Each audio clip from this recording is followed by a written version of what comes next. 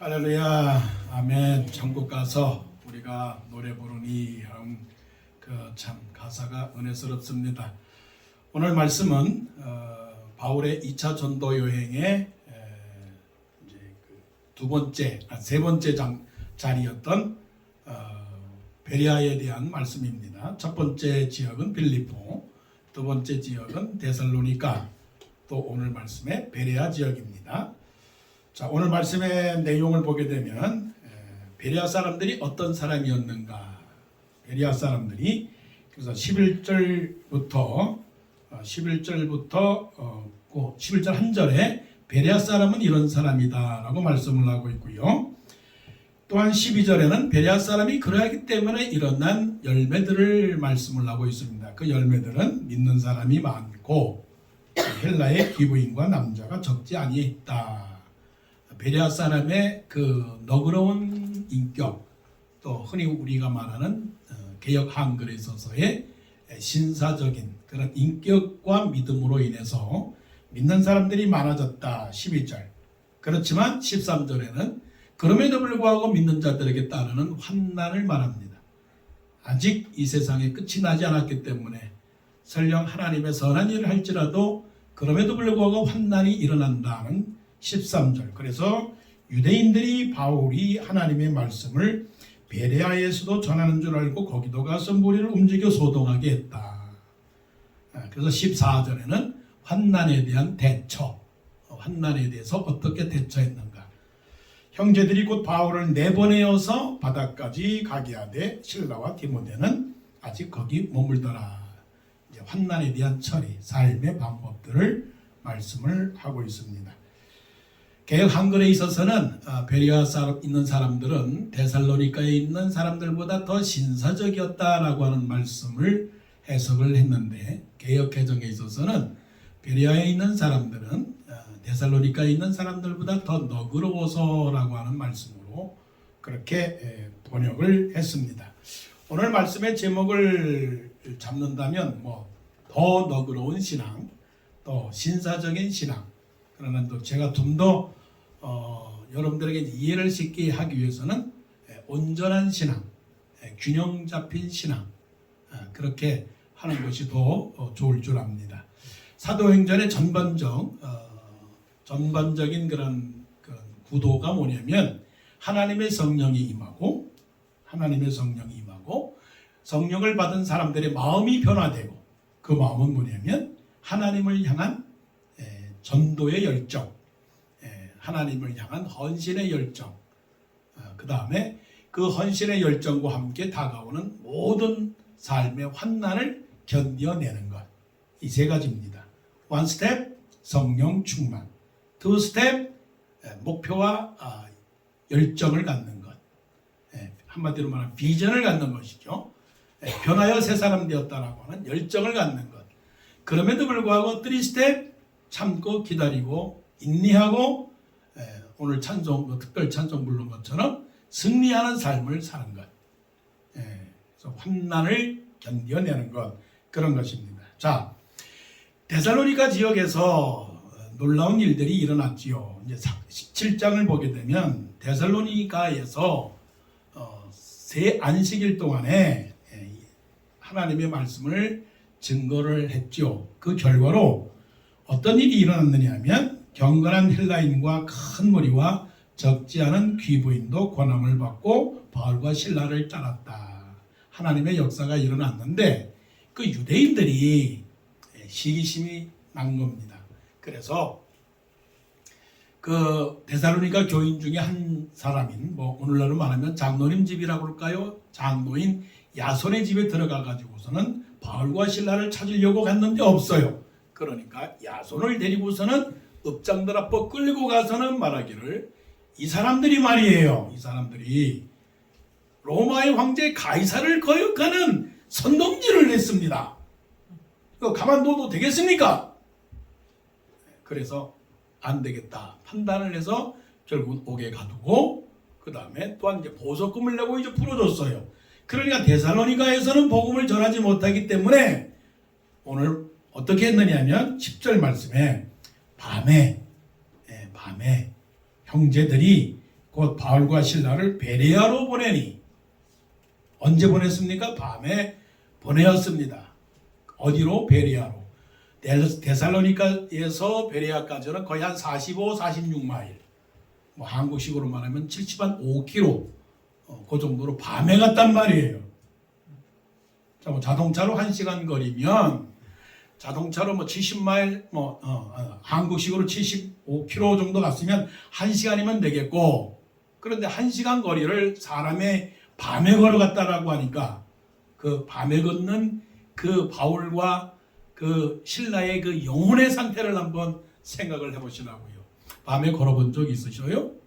물론 뭐 산책하면서 걷는다는 거는 뭐 즐거운 일이지만 쫓겨가는 그런 상황이고, 지금 어디로 갈지 모르는 상황, 내비게이션도 없는 상황에서, 또 플래시도 없는 상황에서 깜깜한 그 길을 걸어가는 이 바울과 신라의 심정은 바로 우리들의 심정이 아닌가.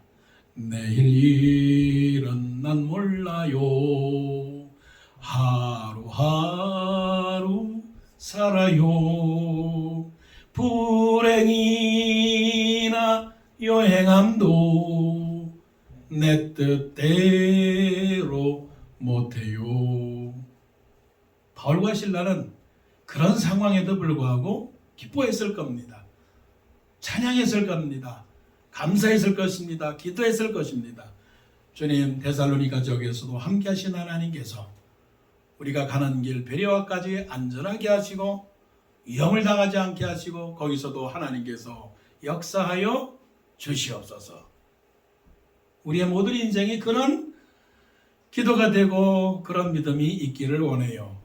자, 그래서 10절의 말씀 보니까 베레아로 보내니 그들이 이르러 어디에 들어갔다고요? 유대인의 회당에 들어가니라. 참 제보는 남 못 준다고.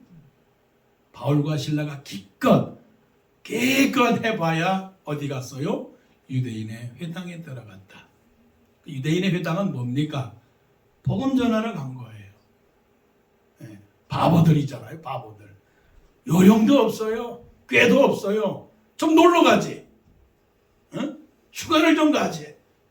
지난주에도 말씀을 드린 것처럼. 아니, 아는 게 그거밖에 없어요. 그래? 에? 아니, 골프를 치려면 골프를 치고, 좀 어떻게 다른 것 좀 해보지. 취미생활도 해보고, 좀 더 멋있게 쇼핑도 하고, 좀 정치도 좀 알 건 알고, 경제도 좀 두루두루 살펴지. 기껏 해봐야 유대인의 회당이야. 바보죠? 네. 여러분, 이런 사람이 되기를 원합니다. 아는 건 누구예요?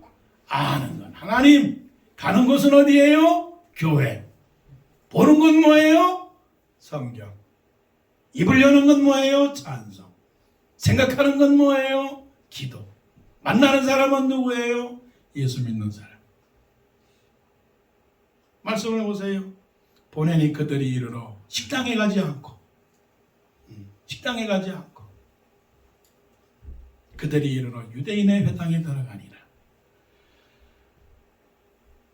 좀 더 끝까지 하나님 안에 살아가서 우리가 알고 배우고 보고 느끼고 모든 것이 다 하나님 안에서 살아가는 그런 믿음의 사람들이 되기를 원합니다. 첫째도 하나님이요, 둘째도 하나님이요, 첫째도 교회요, 둘째도 교회요, 첫째도 하나님의 말씀이요, 둘째도 하나님의 말씀이요, 첫째도 전도요, 둘째도 전도요, 셋째도 선교요. 그리고 하나님의 사람들을 사랑하고 섬기는 그야말로 울타리 안에서 다람쥐 쳇바퀴처럼 돌아가는 그런 삶이 때로는 사람들의 눈에 초라하게 보인다 할지라도 그것이 어떤 삶입니까? 그 삶이 영광된 삶인 줄로 믿습니다. 그 사람이 축복된 사람인 줄로 믿습니다. 자, 베레아에 있는 사람들은 가보니 베레아에 있는 사람들은 데살로니가에 있는 사람들보다 더 너그러워서, 자, 더 너그럽다라고 하는 것은 비교급이에요. 그러니까 데살로니가에 있는 사람들이 아주 너그럽지 않다는 말은 아니고 데살로니가에 있는 사람들은 조금 너그러운 사람들이에요. 이전에 번역으로 보면 데살로니가에 있는 사람들이 조금 신사적이에요. 신사적인 사람인데 알고 보니까 이런 베레아에 있는 사람들은 어떠해요? 더 너그럽다라고 하는 거예요.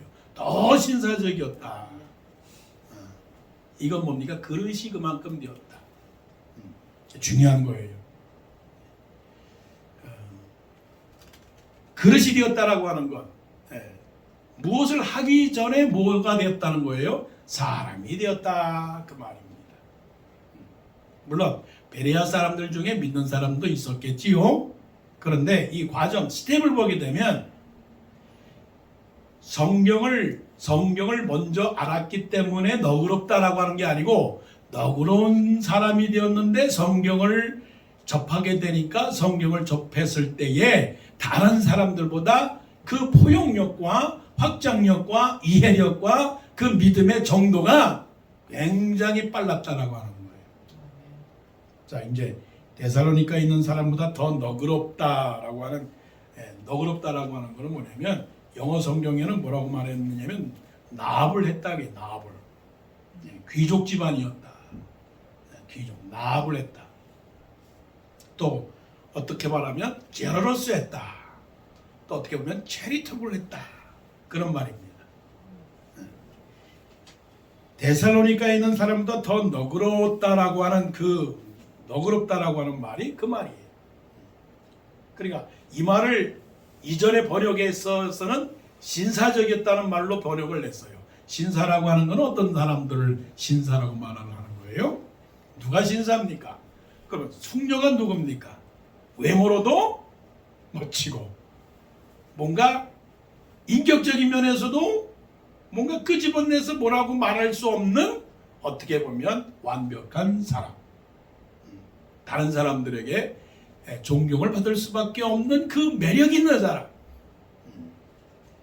여러 말로 말할 수 있겠죠. 착한 사람, 또 인자한 사람, 또 예의 바른 사람, 또 관용한 사람, 또 지혜로운 사람.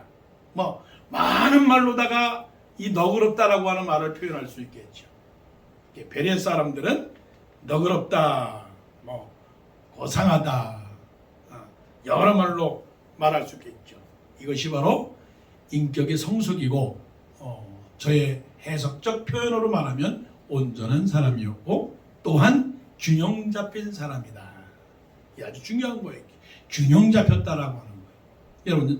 여러분들의 성격과 인격과 여러분의 퍼스널리티가 균형이 잡혔느냐 하는 거죠. 균형 잡혔다라고 하는 것은 어디 하나에도 결코 치우치지 않는 그야말로 well balanced 된 그런 사람을 말하는 것이 그런 것이죠. 그러니까 이거를 누가 말하는 거예요? 누가가 지금 말하는 거예요? 하나님이 말하는 거예요. 누가가 기록을 했지만 누가를 통해서 주시는 하나님의 평가는 뭐냐면 베레아 사람은 데살로니가 사람보다 더 신사적이었다. 이거는 상대적 평가보다는 하나님의 눈에서, 사람의 눈에서는 상대적인 평가할지 모르지만 하나님의 눈에서는 절대적 평가를 내린 거예요. 사람의 눈에 볼 때는 괜찮은 사람이지만 하나님의 눈에는 괜찮지 않은 사람들이 얼마나 많아요. 그래서 예수님 앞에 나와서 예수님, 저는 주님의 이름으로 능력을 내가고 귀신을 쫓아내고 주의 일을 행하였습니다. 저를 알지 못하십니까? 저는 신사적인 사람인데요. 저는 신사적인 종인데요. 신사적인 주의 일꾼인데요. 저를 모르십니까? 그랬더니 나는 너를 모르는데, 도무지 모르는데, 전혀 모르는데, 아니 어찌 이럴 수 있습니까? 사람들은 나를 아는데요. 사람들은 나를 신사적인 사람이라고 하는데요. 그래? 그런데 내 눈에는 너를 신사적이라고 보고 싶지 않다. 왜요? 너는 네 뜻대로 네 마음대로 했지 않니? 내 마음과 내 뜻대로 하는 사람이 나의 종이니라. 하나님의 절대적 평가에 의한 거예요. 그래서 왕이 잔치를 하는데 저 벽에서 글씨가 막 써지는 거예요. 그 글이 뭔지 아세요? 메네메네 데겔 우바르신. 하나님께서 저울을 달아왔는데 고레스 왕의 저울이 기울어졌다는 거예요. 부족했다는 거예요. 하나님의 평가에서 아니 고레스 왕이 도대체 얼마나 사람들에게 인정받는 사람이에요. 최고의 권력자인데. 근데 하나님의 눈에 볼 때는 아니다라고 하는 것이에요. 그런데 오늘 말씀해 보니까 데살로니가에 있는 사람보다 더 너그럽다라고 하는 평가는 하나님의 평가. 메네메네 데겔 우바르신이 아니고 하나님께서 이 사람을 베레아 사람들을 균형 잡히고 부족하지 아니하는 온전한 사람으로 평가했다라고 하는 평가라고 하는 거예요. 이거는 조금도 부족하지 아니한 사람, 조금도 부족하지 않게 온전해서 하나님이 세운 사람, 그런 사람을 말하는 겁니다. 이런 사람이 어떤 사람일까? 감이 잡히십니까? 표현하기가 참 어려워요. 그런데 이런 사람이면 어떨까 하는 것이죠. 베레아 사람의 성품 속에 이런 사람이었을 거라고 우리는 한번 그려볼 수는 있습니다. 예루살렘에서 여리고로 내려가는 그 길에 한 사람이 강도를 만났습니다. 강도를 만나서 하도 물건도 뺏기고 매를 맞아서 다 죽게 되었는데 거기 레위 사람이 지나갑니다. 여러분들이 지나갑니다. 성도들이 지나갑니다. 죽어가는 사람이 있었습니다. 그것을 보았습니다. 근데 그걸 그냥 지나갔어요. 그 사람이 그냥 지나갔다고요. 그 사람을 어떤 사람이라고 봐요? 너그러운 사람이라고 볼 수는 없는 겁니다. 제사장이 지나갔습니다. 제사장이 그것을 보았어요. 근데 그냥 지나갔어요. 그거를 너그럽다라고 말하지는 않아요. 네. 사마리아 사람이 그것을 보고서는 달려가서 그 사람에게 상처에다가 기름을 부어주고 그리고 말에 태워서 나귀에 태워서 그 사람을 여관으로 데려갔고 여관에 데려가서 하는 말이 내가 지금 멀리 갈 사람인데 갔다 와서 비용이 더 들면 내가 그 비용을 더 주겠습니다 한 사람이 사마리아 사람이에요. 그럼 이런 사람을 여러분들은 어떤 사람으로 평가하시겠어요? 베레아 사람이 데살로니가 사람들보다 더 너그러운 사람이 되었다라고 하는 그 너그러움과 이 사마리아 사람에 대하여 평가가 같은 평가를 내릴 수 있겠어요? 그런 사람이 되기를 원해요. 자기 시간 뺏겨. 그 다음에 또 비용도 들어. 자기가 있는 기름도 다 써버려. 그리고 갈 길도 멀어. 그리고 다시 오면 비용이 얼마가 들지도 모르는 이 상황에서 더 주겠습니다라고 했던 이 사람의 마음이 어떤 사람입니까? 바로 신사적인 마음, 너그러운 마음. 바로 이런 사람이 마음이 준비된 사람이에요. 마음이 준비된 사람. 이런 균형 잡힌 사람들이 되기를 원해요. 이런 요즘 단어로 말한다면 열린 마음이라고 그럴까요? 그런 마음들, 이런 마음들이 되기를 원해요. 너그러운 사람, 너그러운 마음, 신사적인 마음. 자, 이 마음을 가졌으니 그러면 그 마음에 뭐가 들어가면 그냥 잠기겠어요? 안 잠기겠어요? 그냥 다 채워집니다. 채워지는 거예요. 이런 마음이 되면 그것이 뭐냐면 열정이고 그것이 바로 목표이고 그것이 내일을 향한 비전이에요. 자, 더 너그러워서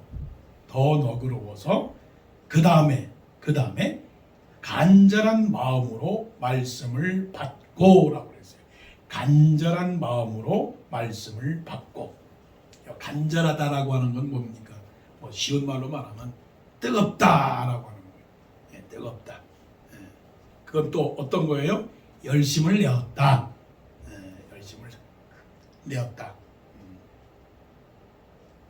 이 말은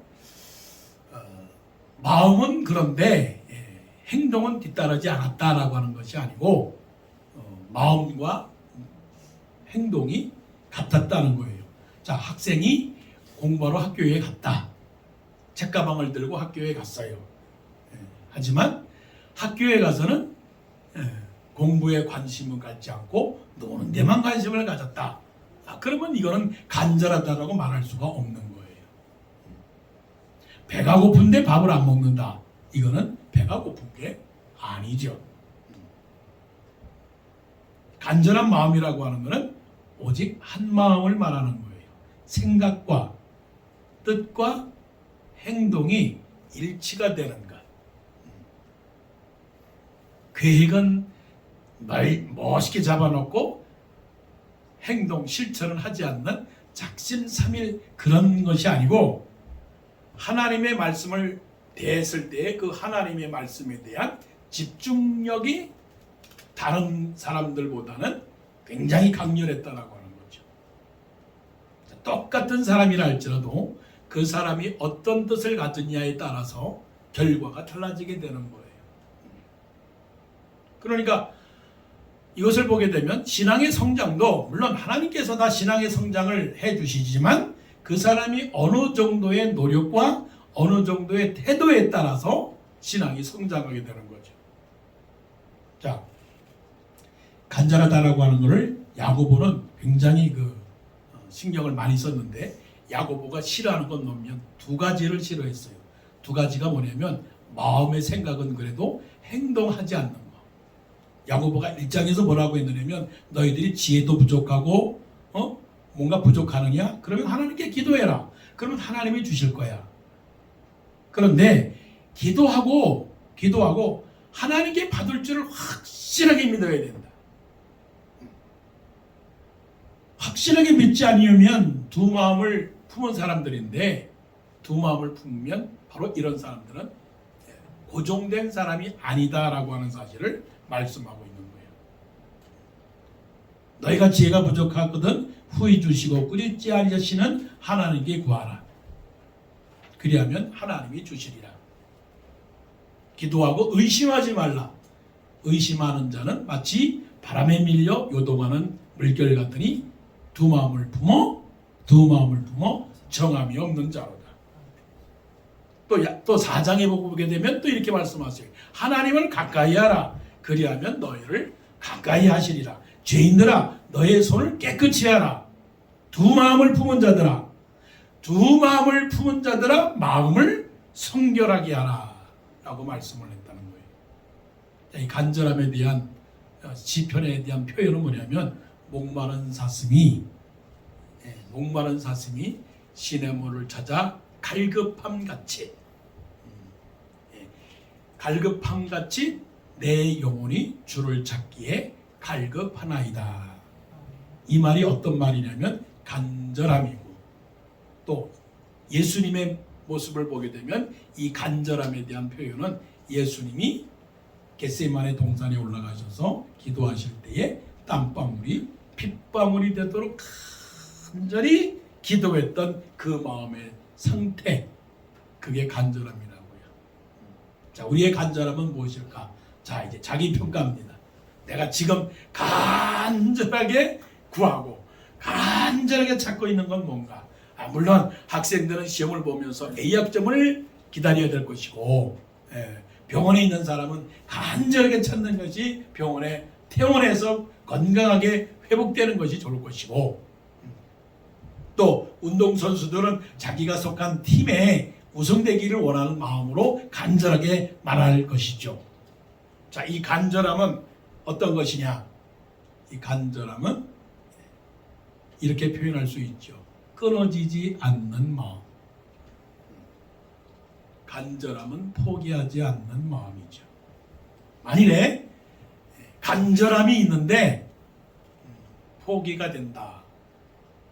포기하고 중단한다라고 하는 것은 간절함이 아닙니다. 그러니까 한번 이걸 생각을 해보겠죠. 마라톤 하는 사람이 내가 빨리 가려고 100m 달리는 심정으로 그렇게 달리면 이게 간절함입니까? 간절함이 아니죠. 그건 간절함이 아닙니다. 간절함이라고 하는 것은 천천히 가도 쉬지 않고 끊임없이 가는 게 그게 간절함입니다. 예수님은 하나님의 아들로서 이 세상에 오셔서 하나님께서 지라고 하시는 그 십자가를 단 하루도, 단 한 시간도, 단 1분도 마음속에서 외면한 적이 없어요. 그래서 그 십자가를 향해서 그야말로 뚜벅뚜벅 그 십자가를 향하여 달려갔던 거예요. 어떤 상황 속에서도 그 십자가를 포기하지 않았습니다. 유혹이 없었다고요? 유혹이 많이 있었죠.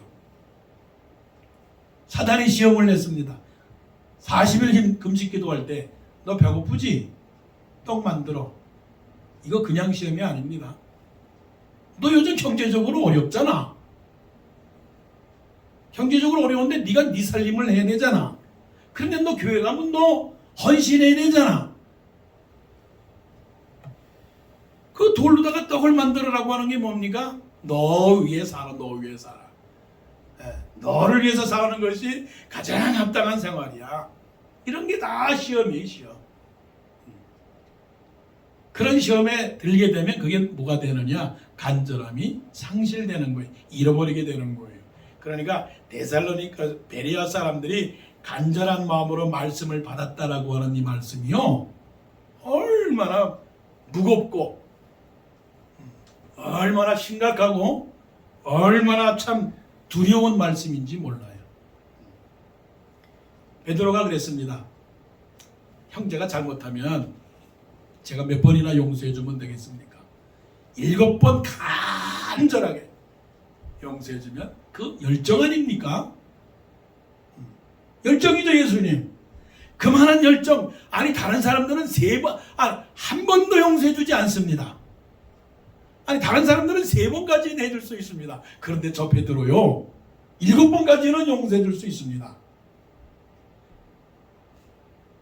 다른 사람들은 기도 일주일만 하죠. 저는 40일 금식 기도를 했습니다, 예수님. 그럼 되지 않았습니까? 우리가 얼마나 그런 생각을 해요. 저 교회 10년 다녔습니다. 20년 다녔습니다. 30년 다녔습니다. 그런데 40년째 예수님이 누군지 모른다고 부인하는 사람 있을까요? 없을까요? 있을 수 있죠. 있다고 말할지는 곤란하지만 있을 수는 있어요. 그러면 그거를 간절한 마음이라고 말할 수 있겠어요? 아니요. 베드로가 그렇게 말합니다. 7번씩 괜찮죠? 그랬더니 예수님께서 말씀하시기를, 아니, 70번씩 7번이라도 용서해 줘야 되느니라. 이게 간절함이에요. 자, 보십시다. 형제들에게 아니면 친구들에게 얼마나 선을 베풀었습니까? 3-4번 선을 베풀었습니까? 지나가는 나그네에게, 지나가는 사람에게 선을 베풀어 주었습니까? 불쌍한 사람에게 도와주었습니까? 미국식으로 도네이션 한 10번 했습니까? 그리고 나서는 나중에 말합니다. 10번 도네이션에도 아무런 효과가 없어. 안 해. 근데 예수님께서 바울이 갈라디아서를 통해서 말씀하십니다. 너희가 선을 행하되 낙심하지 말지니. 낙심하지 말지니라고 하는 영어표는 Don't lose your heart. 실망하지 마라, 포기하지 마라. 낙심하지 말지니 피곤하지 아니하면 때가 이름에 거두리라. 할렐루야. 예. 그래서 예수님께서 그 십자가를 지신 이유가 있는 거예요. 이 십자가를 지게 되면 분명히 하나님께 영광을 돌리고, 내가 하나님의 아들로서, 물론 내가 하나님이지만 하나님의 아들로서 이 땅에 온 그 영광을 내가 받게 될 것이다. 바로 이러한 그런 마음을 갖고 있었던 거죠. 한 가지 더요. 그 간절함에 대해서. 100마리의 양을 갖고 있는 목자가 있잖아요. 한 마리의 양이 없었어요. 잘 생각해 보셔야 돼요. 한 마리의 양이 잃어버렸어요. 어디에서 잃어버렸어요? 광야, 유대 광야에서 잃어버렸어요. 유대 광야가 어떤 거예요? 산 넘고 산 넘고 또 산 넘고 굉장히 험한 곳이에요. 아무것도 없어요. 근데 양이 없어요. 자, 그리고서 99마리의 양을 주고서는 한 마리의 양을 지금 찾아야 됩니다. 얼마를 찾을까요? 이게 중요한 거예요. 몇 시간을 찾았을까요? 하루를 찾았을까요? 우리는 모르죠. 마음속에 갈등이 있었겠죠. 나는 99마리 있으니까 괜찮아. 한 마리는 없어도 돼. 피곤하고 힘들어. 목말라. 배고파. 아니 99마리가 혹시 또 여우가 오고 늑대가 오고 곰이 와서 잡아먹으면 어떡하지? 걱정되는데. 이러다가 내가 또 사고 당하는 거 아니야? 얼마나 갈등했겠어요. 한 마리의 양을 찾아서 끊임없이 성경은 말씀합니다. 찾고 찾도록. 그 말은 뭐예요? 계속적으로 찾고 찾도록 간절한 마음으로 말씀을 받고, 오늘 예배드리고 내일 예배드리고 오늘 성경 읽고 내일 기도하고 오늘 찬양하고 내일 찬양하고 오늘 섬기고 내일 섬기고 끊임없이 반복된 그 느리지만 어떻게 해요? 중단하지 않는 그것이 바로 뭐예요? 열정이다. 자, 그런 열정이 결국은 어떤 것을 만들었느냐? 간절한 마음으로 말씀을 받고, 거기까지 끝나면 됐는데 그걸로도 충분한데 말씀은 이렇게 계속 또 이어갑니다. 이것이 그러한가 하여 날마다 성경을 상고함으로. 날마다 성경을 상고함으로. 이건 뭡니까? 마음의 바탕이 된 사람은 열정이 있을 뿐만이 아니고, 열정이 있는 사람은 환경을 이겨낸다. 여기서 상고한다라고 하는 말을 우리가 연구한다, 공부한다, 그다음에 때로는 조사한다, 때로는 범죄적인 면에서는 수사한다. 계속 샅샅이 찾는 것을 말하는 겁니다. 찾는 것. 그런데 성경을 날마다 성경을 상고함으로 그 12절의 결과는, 그래서 믿는 사람이 많고 헬라의 기부인과 남자가 적지 않도록 했는데, 그 결과는 뭐냐면, 그 전에 뭐냐면 날마다 성경을 상고했다. 하나 영어로 말하면은 이거는 뭐랄까, 연구했다라고 하는 것이고, 성경이 말하면은 이거는 이그제민했다는 거예요. 이그제민. 그러나 헬라 그리스어 원문에 보게 되면 그 아나크리노라고 하는 거, 크리노라고 하는 것은 크리틱스했다라고 하는 말하고도 관계가 되는 말이에요.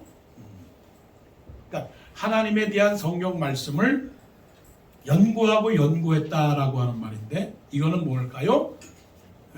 성경을 우리는 쉽게 말하기를 모르고 믿는다가 아니라 알고 믿는다라고 또 말할 수 있지만, 이거는 어떤 것이냐면은 하나님의 말씀을 자기의 삶 속에서 즐겁게, 그리고 또한 그것을 관리를 했다라고 하는 말이에요. 자기 관리를 했다는 얘기는 결국은 날마다 신앙에 있어서 끊임없이 자기 개발을 했다라고 하는 그 말입니다. 자기 개발을 했다. 성경을 연구했다라고 하는 것이에요. 그러면 오늘날의 성도들에게 있어서 혹시라도 잘못된 신앙이 있다면, 여러분 하나님을 믿습니까? 라고, 예, 아멘, 믿습니다라고, 아멘이요, 할렐루야라고 말합니다. 그러면 또 어떤 사람들이 말하죠. 당신 안에 있는 하나님을 설명해 주시겠습니까? 당신이 믿고 있는 하나님을 말해줄 수 있겠습니까? 라 말하면 이거 굉장히 난감해지는 상황이에요. 여기서부터 이제 상고한다라고 하는 그 말에 대한 책임과 의무를 우리는 갖고 있는 거예요. 그럼 베레아 사람들의 신앙은 어떤 사람이냐면, 온전한 믿음도 있지만 온전한 지식도 갖고 있다라고 하는 거예요. 좀 자부심 있게 얘기하면 우리 교회가 아닌가. 우리 교회가 또한 그런 교회가 되어야 되지 않겠는가.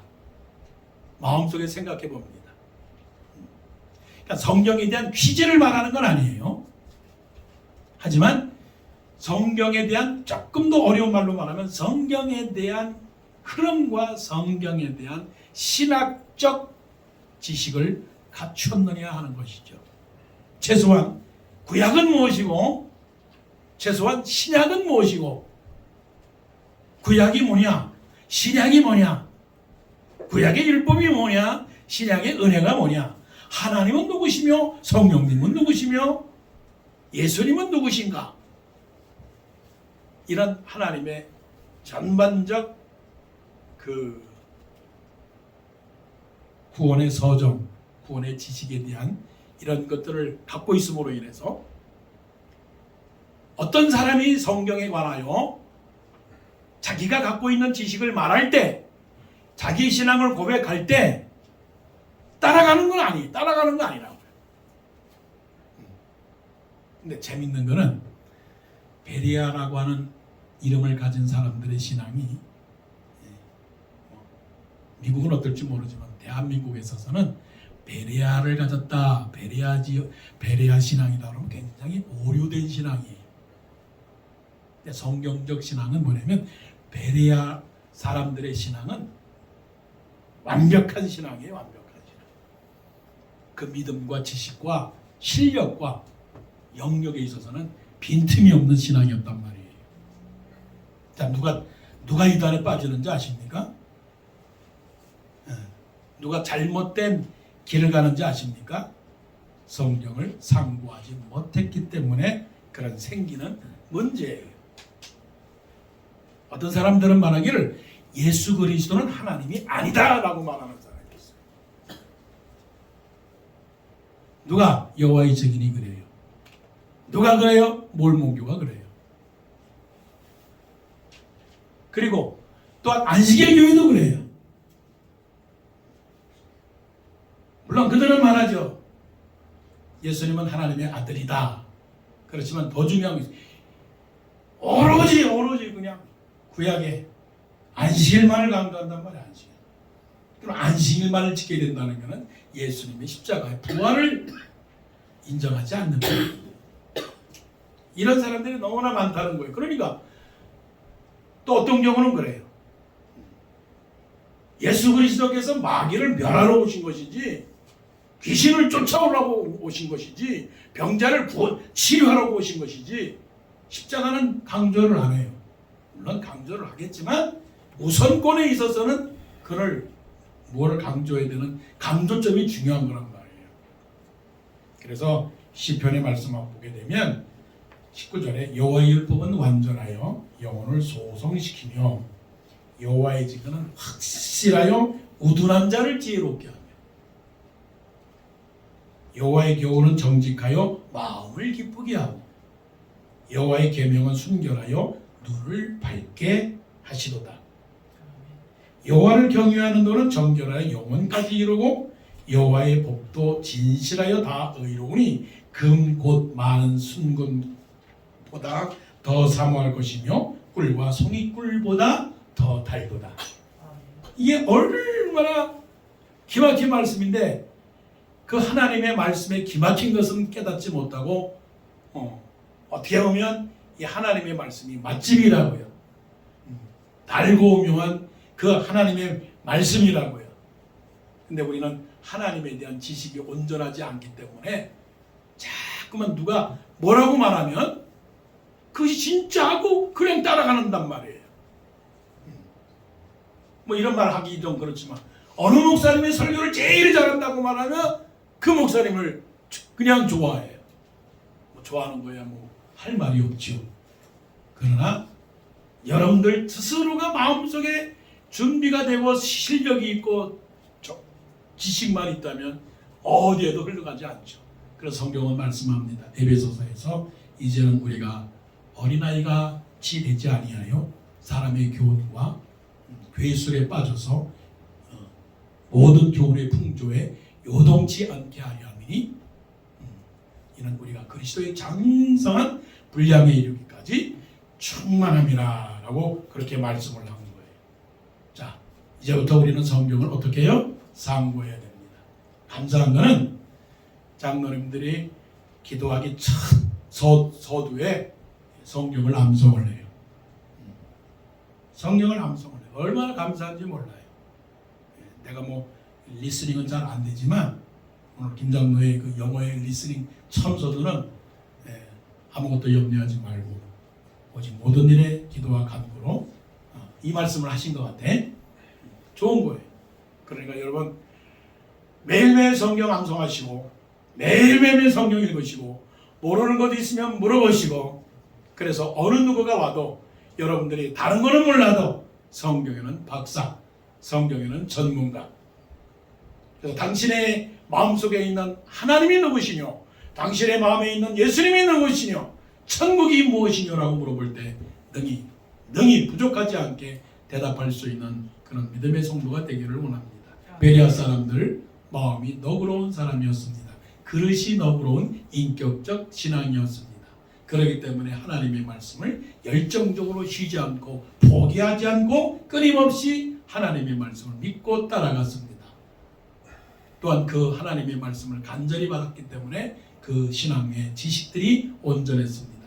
이러한 베레아 신앙처럼 여러분의 신앙도 견고해져서 그로 인해서 많은 사람들이 예수를 믿을 수 있는 놀라운 삶의 열매가 있기를 간절히 원합니다. 기도드리겠습니다.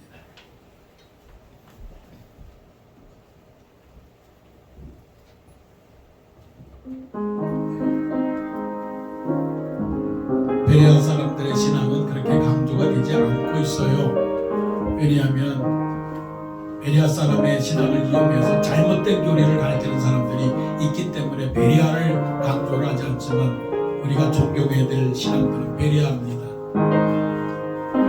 더 신사적이고 더 너그러운 사람, 간절히 하나님의 말씀을 받는 사람, 이것이 그러한